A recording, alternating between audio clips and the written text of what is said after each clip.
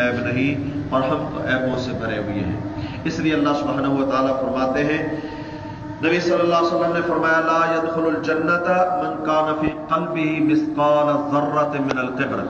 जन्नत के अंदर वो शख्स कभी भी दाखिल नहीं होगा जिसके दिल में राई के दाने के बराबर भी तकब्बुर हुआ। राई बिल्कुल इंतहाई छोटा सा बारीक सा दाना होता है, फरमाया उस दाने के बराबर भी किसी के दिल के अंदर तकब्बुर हुआ ना, अल्लाह उसे जन्नत में दाखिल नहीं करेगा। और इसी बुनियाद में नबी सल्लल्लाहु अलैहि वसल्लम ने फरमाया, अल्लाह सुब्हानहू व तआला फरमाते हैं हदीस कुदसी, अल किब्रु रिदाई, तकब्बुर मेरी चादर है, जो इसको खींचने की कोशिश करेगा यानी तकब्बुर करना शुरू कर देगा, मैं उसे दुनिया में जलील और रुसवा कर दूंगा। हमने देखा होगा कि दुनिया के अंदर बड़े बड़े जिनकी गर्दनें पकड़ी हुई होती हैं ना, अल्लाह को ऐसा जलील करके मारता है कि लोग इबरतें पकड़ते हैं कि या अल्लाह हमें ऐसी मौत से बचाना, अल्लाह हमें ऐसी मौत से बचाना।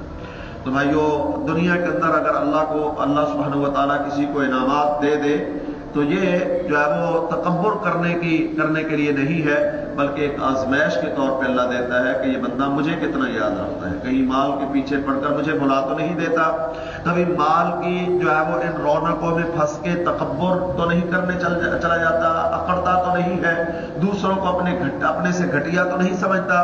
और भाइयों, असल तकब्बुर ये भी तकब्बुर है कि बंदा दूसरों को अपने से कमतर समझे, लेकिन असल तकब्बुर क्या है? हक को झुटला देना। नबी सल्लल्लाहु अलैहि वसल्लम ने सहाबा से पूछा, मल किब्र इंदकुम, तुम तकब्बुर किस चीज को कहते हो? तो सहाबा ने कहा, अल्लाह के नबी, तकब्बुर ये है कि बंदा दूसरे को अपने से घटिया और कमतर समझे। तो नबी सल्लल्लाहु अलैहि वसल्लम ने फरमाया, ये तो तकब्बुर है ही है, असल तकब्बुर क्या है? बतरुल हक, हक बात को झुटला देना। और आपने देखा होगा जितने ज्यादा बड़े मालो दौलत वाले हैं, उतने ही अल्लाह के अहकामात को झुटलाने वाले होते हैं, उतने ही अल्लाह सुब्हानहू व तआला की आयतों का इनकार करने वाले होते हैं। तो तकब्बुर ये अल्लाह सुब्हानहू व तआला को कतअन पसंद नहीं है, कतअन पसंद नहीं है। तो मालो दौलत, दुनिया की इज्जत और आबरू फरावानी आ जाने पर तकब्बुर नहीं करना चाहिए, बल्कि उससे कहीं ज्यादा आजिज़ी करनी चाहिए कि ये आज है तो कल छिन सकता है, बल्कि ये खुद भी जाएगा और मुझे भी साथ गरक कर देगा। ये तो एक ऐसी चीज है। तकब्बुर तो उस चीज पे किया जाता है कि जिसको जवाल ना हो, जो हमेशा के लिए हो। हाँ जी, तो जब हमारी जो है वो कुव्वतों को, ताकतों को, सलाहियतों को, हमारे जिस्म को जवाल है, हमारे माल को जवाल है, तो फिर इस पे तकब्बुर नहीं, बल्कि आजिज़ी चाहिए कि बंदा इस अल्लाह के दिए हुए में से अल्लाह का हक अदा करे और इस पर अल्लाह का शुक्र अदा करे कि अल्लाह तूने इतनी भरी दुनिया में मुझे उनसे कहीं बेहतर अदा कर दिया है। अल्लाह सुब्हानहू व तआला हमारे अंदर भी ये आजिज़ी पैदा कर दे।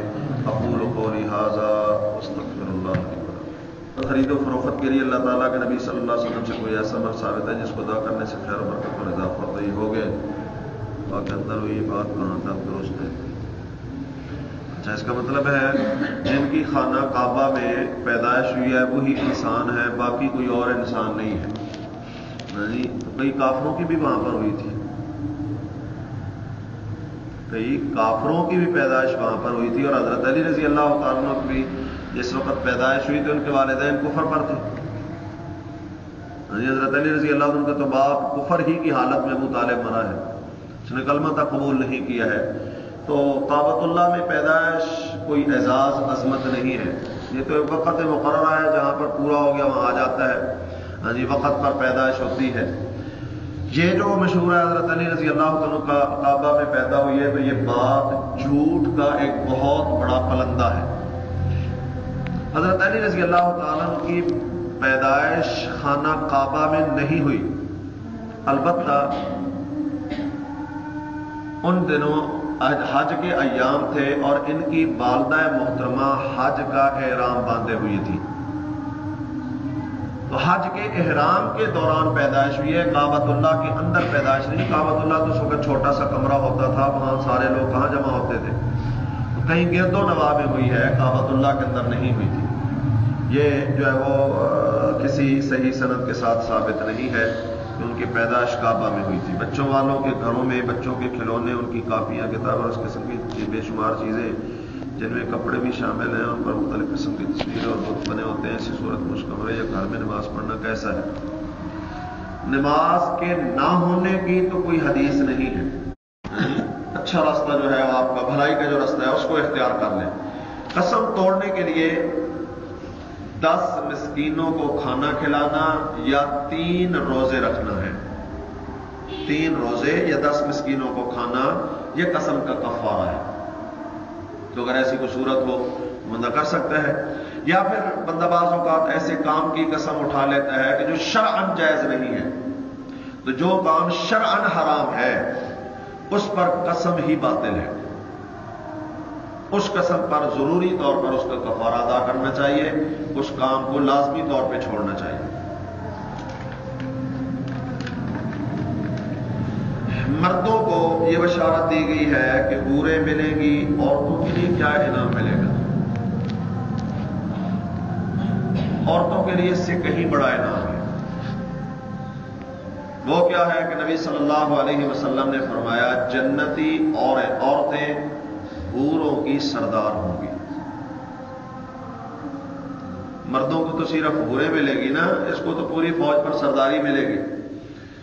अब ये औरतें जो है वो जन्नत में मसलन जो है वो जिनके जो जन्नत में जाएगी, जिनके खामद जन्नत में नहीं गए, तो फिर इनका क्या बनेगा?